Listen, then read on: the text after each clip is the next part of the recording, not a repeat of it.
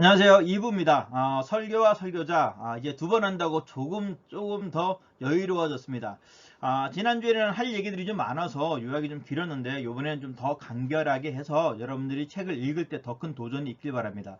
2부는 더 큰 도전과 더 큰 은혜가 있습니다. 함께 계속 보도록 하겠습니다. 자, 2부에도 변함없이 8가지 챕터를 볼 겁니다. 9번째부터 시작되어지는 설교자의 준비, 설교문의 준비, 설교 형태, 예증과 웅변과 유머, 피해야 될 것들, 그리고 결단의 요청, 함정, 낭만, 그리고 성령의 나타남과 능력입니다. 우리가 봐야 될 이 여러 가지의 이야기들, 특별히 설교자 입장에서 봐야 될 부분들, 오늘은 9번째부터 시작되어지는 설교자의 준비는 무엇일까요? 4가지 형태를 말하고 있는데, 첫 번째는 자신을 준비하라, 두 번째는 기도, 세 번째는 성경 읽기, 네 번째는 경건한 독서입니다.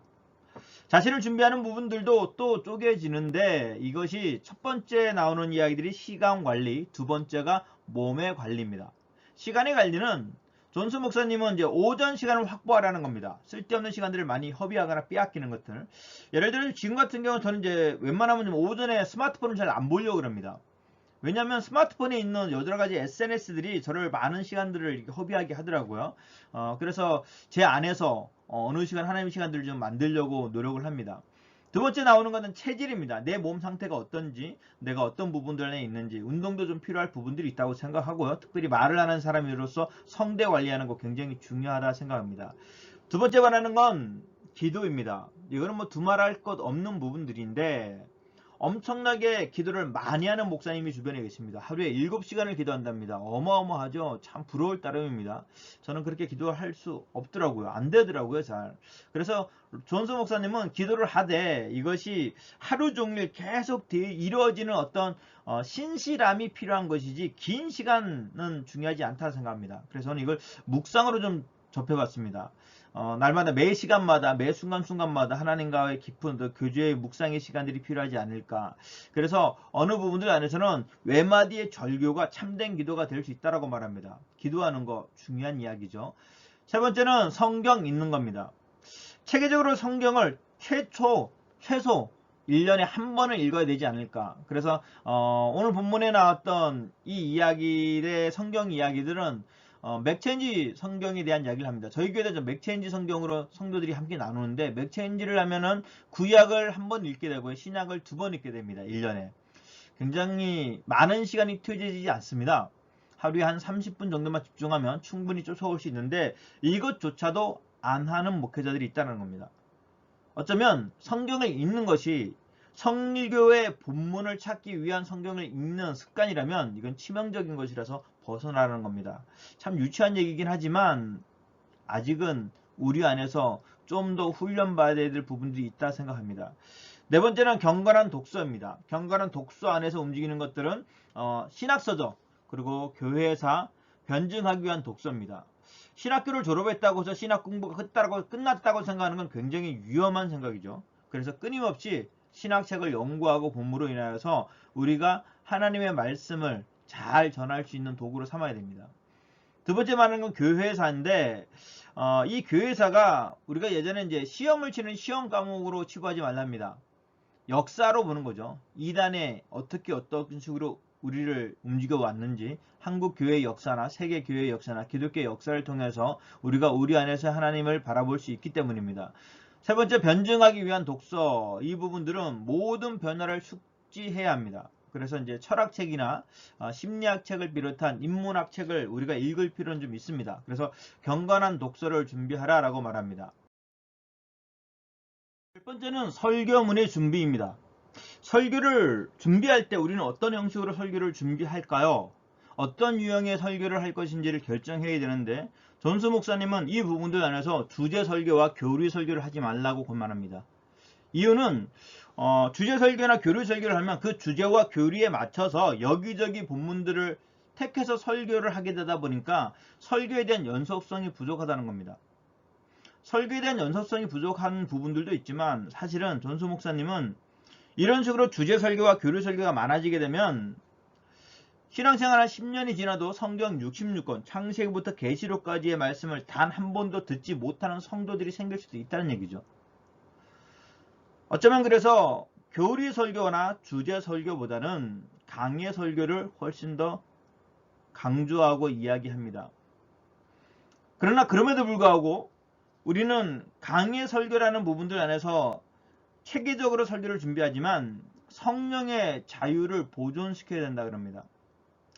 이 이야기는 나중에 뒤에서도 좀 다루긴 하겠지만 단순히 편리성에 의해서 강의 설교를 하기보다는 그 정해진 본문 안에서도 역사하시는 성령의 자유로움을 존소 목사님은 유지 보존하라는 겁니다. 설교문을 준비하는 방법들은 어떤가요? 설교문을 준비하는 방법에 있어서는 성경을 연구하되 체계적인 연구를 해야 하며 설교의 자료는 항상 성경에서 나와야 하며 항상 강해적으로 다뤄야 된다는 겁니다. 설교의 모든 부분들은 본문에 굉장히 충실해야 하며 언제나 전체 맥락 안에서 살펴보아야 합니다. 이건 절대적 법칙입니다.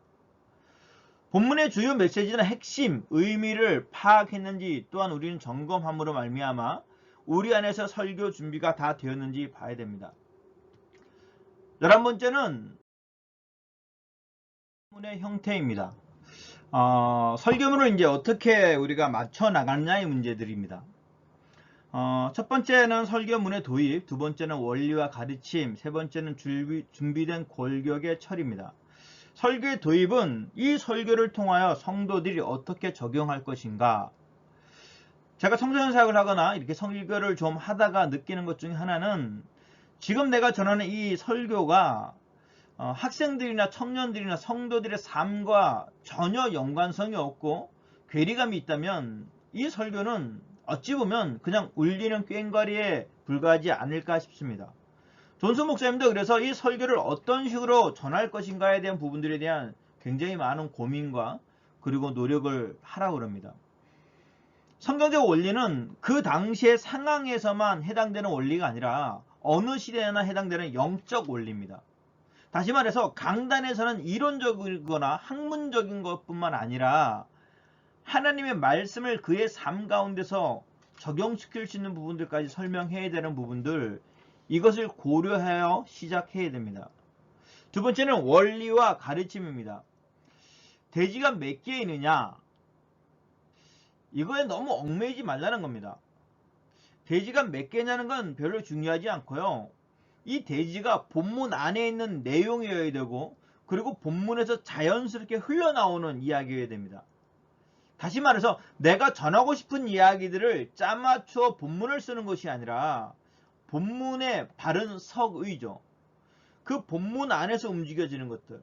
그래서 돼지를 나누는 정체적인 목적은 사람들이, 성도들이 진리를 좀 더 쉽게 받아들이며 소화하게 하려는 데 있는 겁니다.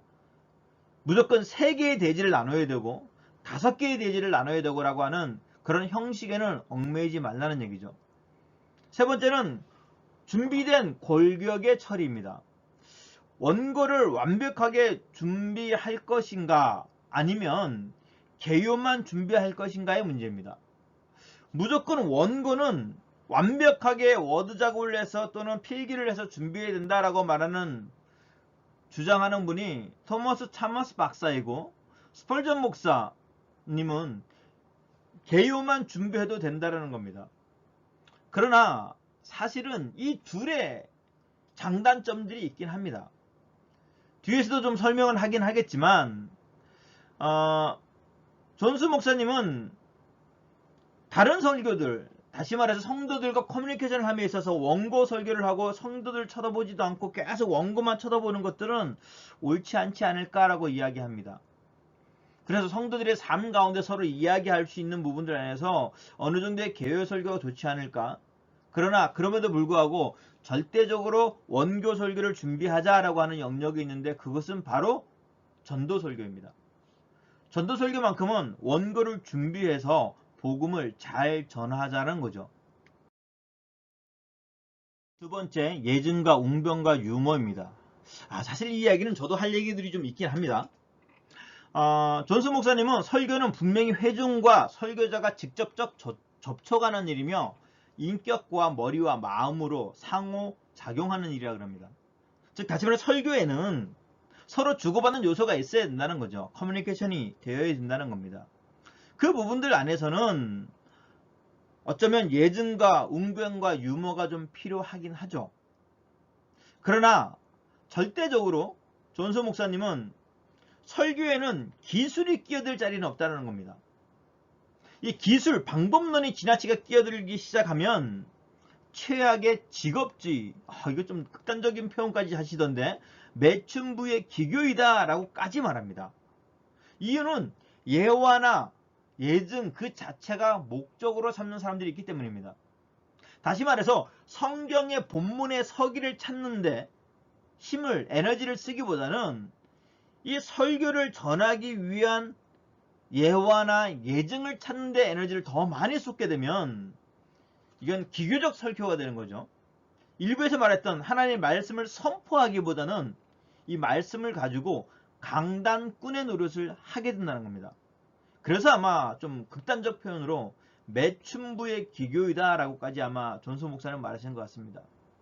그렇다면 과연 이 유머가 설교에 차지하는 위치는 어디일까요? 재밌는 설교 필요하죠.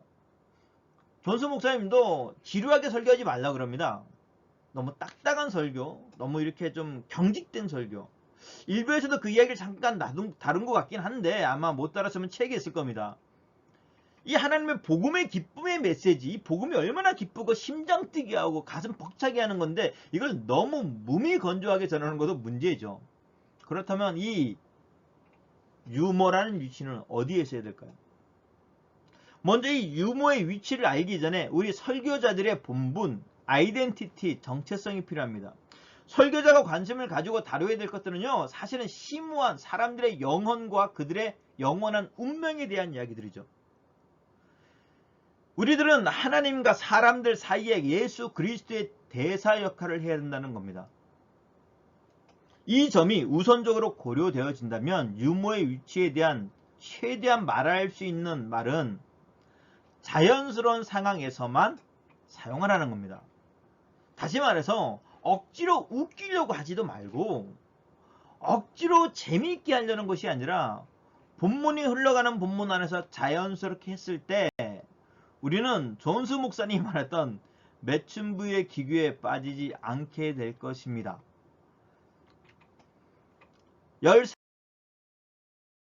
13번째는 피해야 할 것들입니다. 이 피해야 할 것들에 대한 부분들은 좀 많이 있습니다. 첫 번째는 이 지성주의입니다. 19세기 중엽에 이르러서 사람들이 스스로 교육을 받은 지성인이라고 자처하기 시작하면서 주제를 알아야겠다는 생각들이 등장하기 시작합니다. 이걸 존스 목사님은 인간 중심적 예배 유형이라 그럽니다.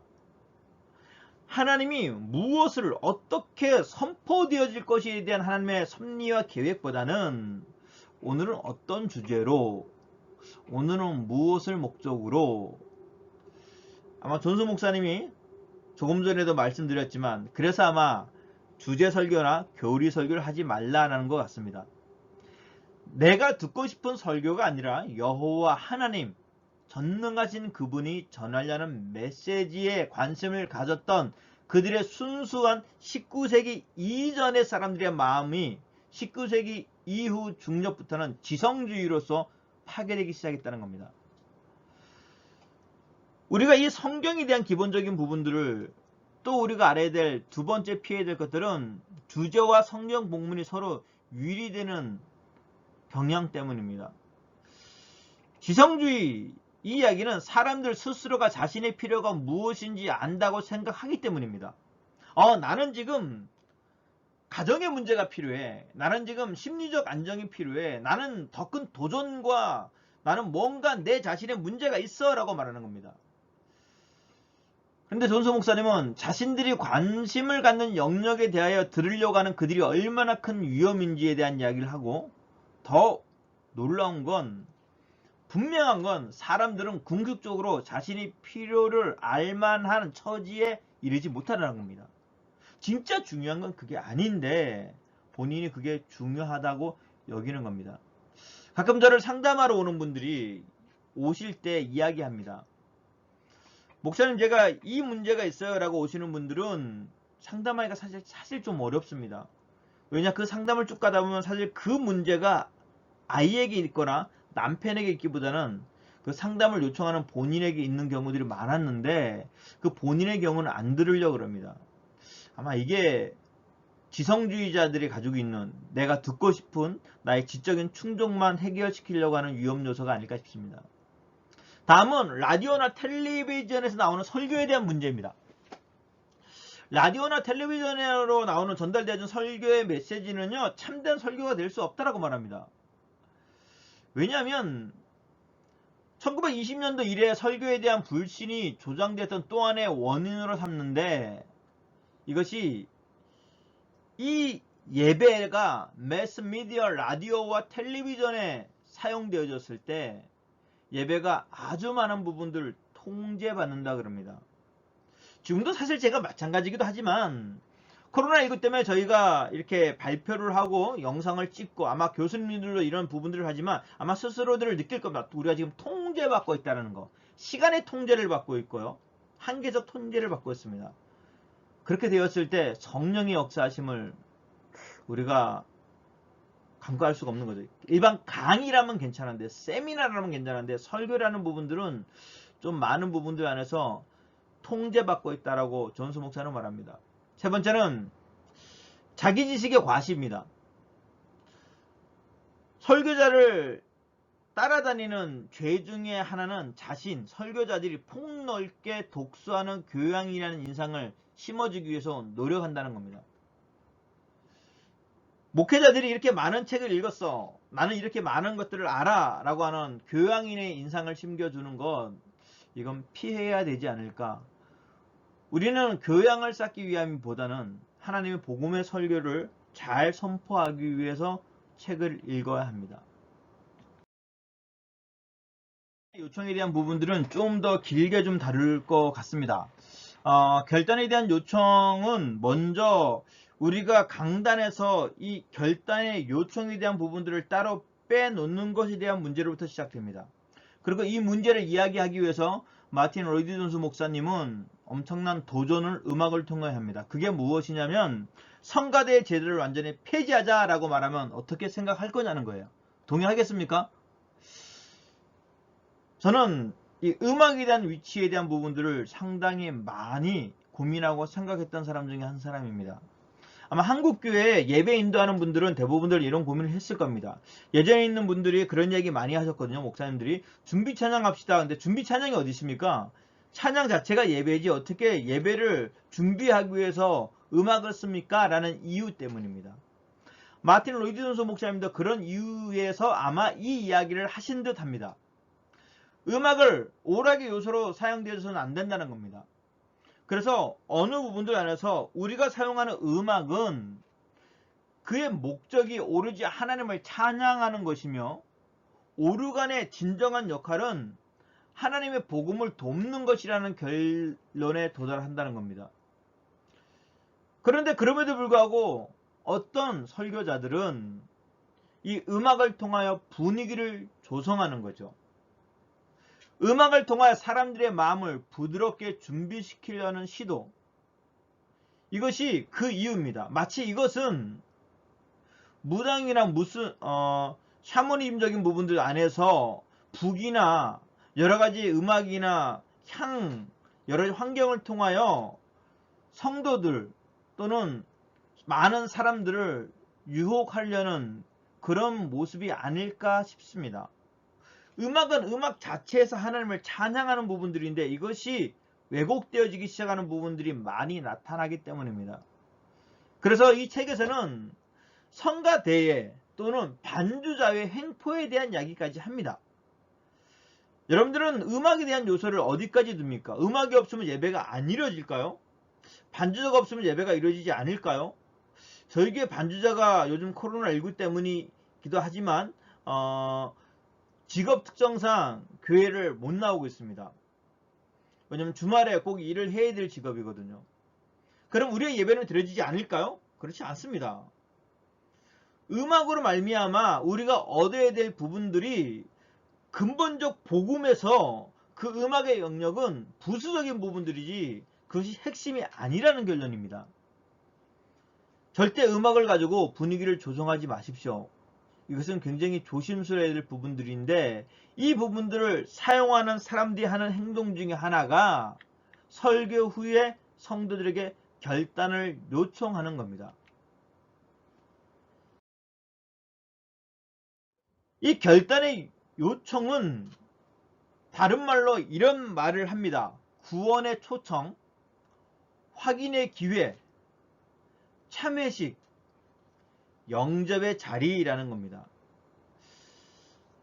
그러나 사실은 이 부분들은 음악을 통하여 감정에 직접적 부담을 주는 잘못된 일이라는 거죠. 사실 저도 설교 엔딩에 가면 설교를 다 끝내놓고, 물론 설교를 다 끝내놓고 하진 않습니다.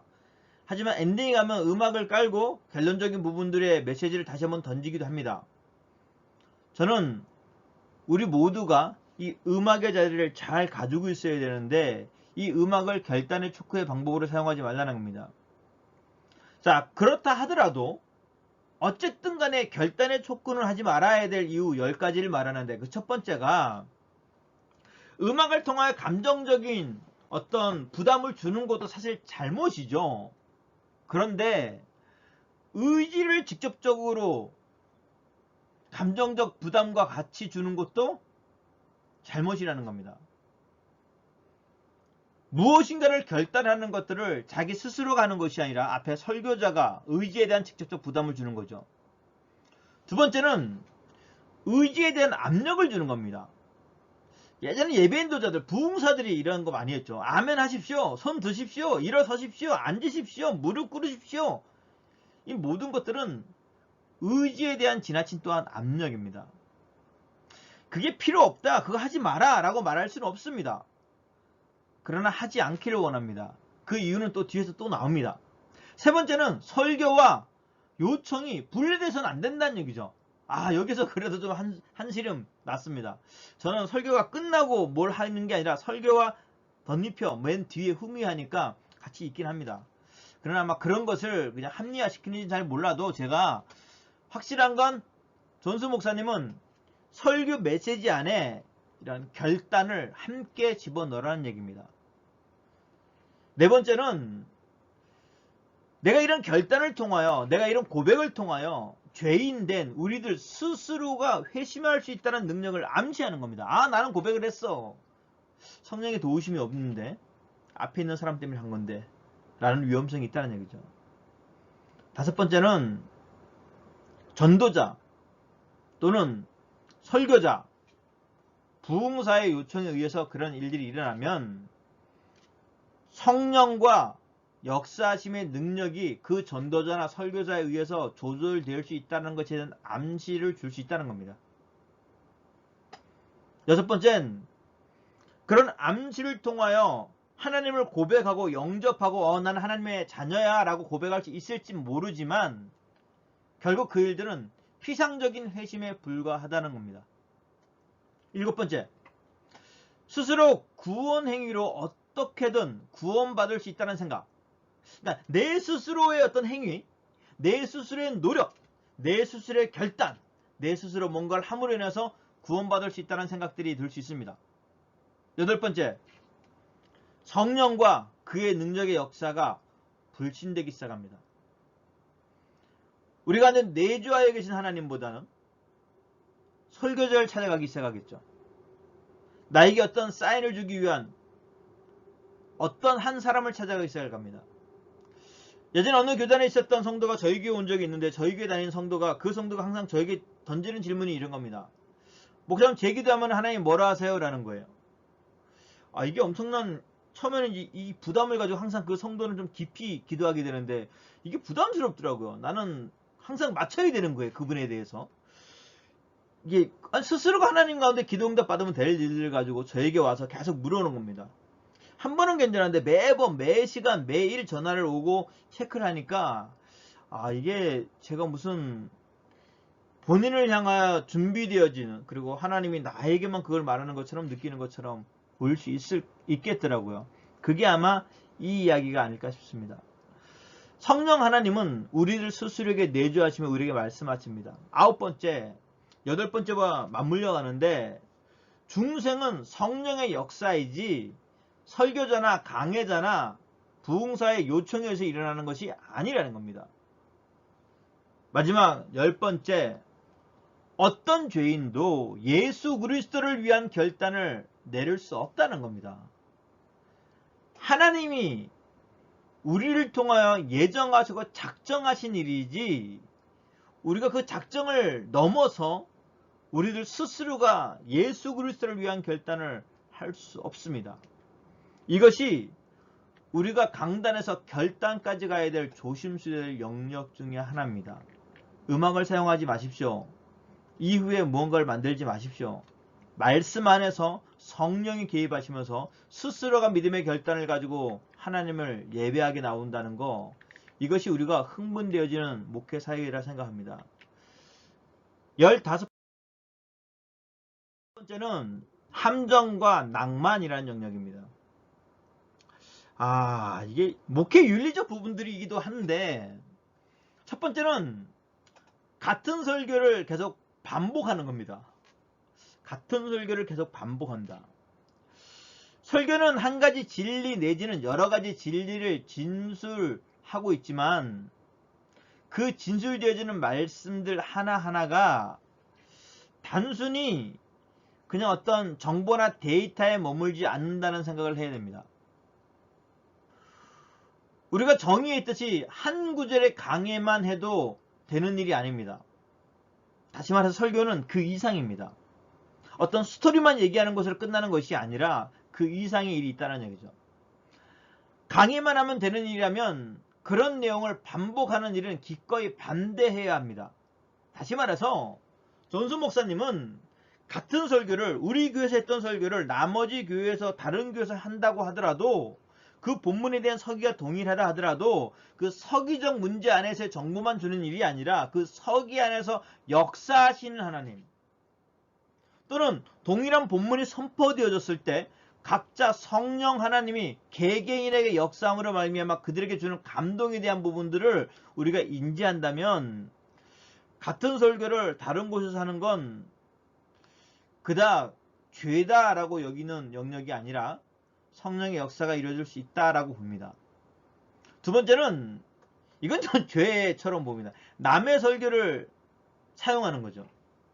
남의 설교를 가지고 그 사실을 밝히지 않은 상태에서 하는 건 아주 부적절한 짓이라 말합니다.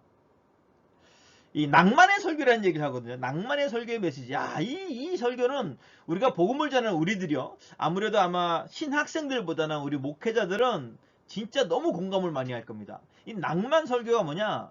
누군가에게 들었던 이야기가 아니라 내가 말씀을 깊이 묵상하고 서기하고 그 다음에 기도함으로 말미암아 성령 하나님이 나에게 주셨던 아주 심장 뛰게 하는 그 메시지, 그리고 이 메시지를 빨리 우리 성도들에게 전하고 싶다라는 그 흥분감, 그리고 그 말씀을 가지고 강단에 섰고 그 말씀을 선포할 때 변화되어지는 성도들의 모습을 봤을 때 나타나는 이 엄청난 일들은 존수 목사님이 낭만 설교라 그럽니다. 이런 낭만 설교 있죠?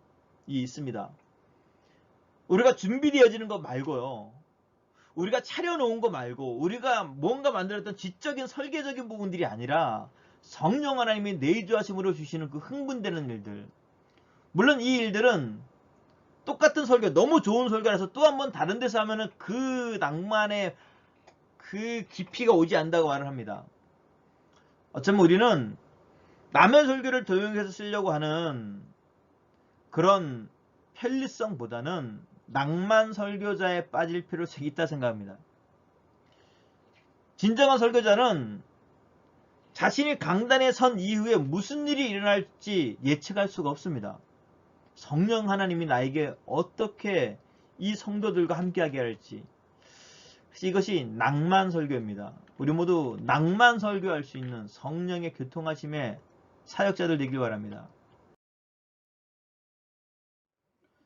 16번째, 마지막입니다. 이게 심장 뛰는 일이죠. 성령의 나타남과 능력입니다. 낭만 설교가 가능한 유일한 이유는 우린 지적 설계자이거나 어떠한 수필을 쓰거나 아니면은 강당꾼으로서 말장애들이 아닌 건 성령 하나님의 영역 때문입니다. 성령의 기름 부음은 우리가 절대적으로 무시하지 않아야 될 영역인 거죠. 그래서 성령의 기름 부음만 의지한 채 자신이 아무 준비도 안 한다는 것은 굉장히 조심스러운 일이지만, 성령의 기름 부음은 성령께서 설교자 위에 특별한 방식과 능력으로 임재한다는 놀라운 하나님의 주권적 능력입니다. 우리가 주님의 기름 부음을 받았다는 것들이 그 이야기는 단순히 공부를 하는 부분들이 아니라 하나님의 놀라운 성령의 역사하심을 강단에 설치했다는 거죠.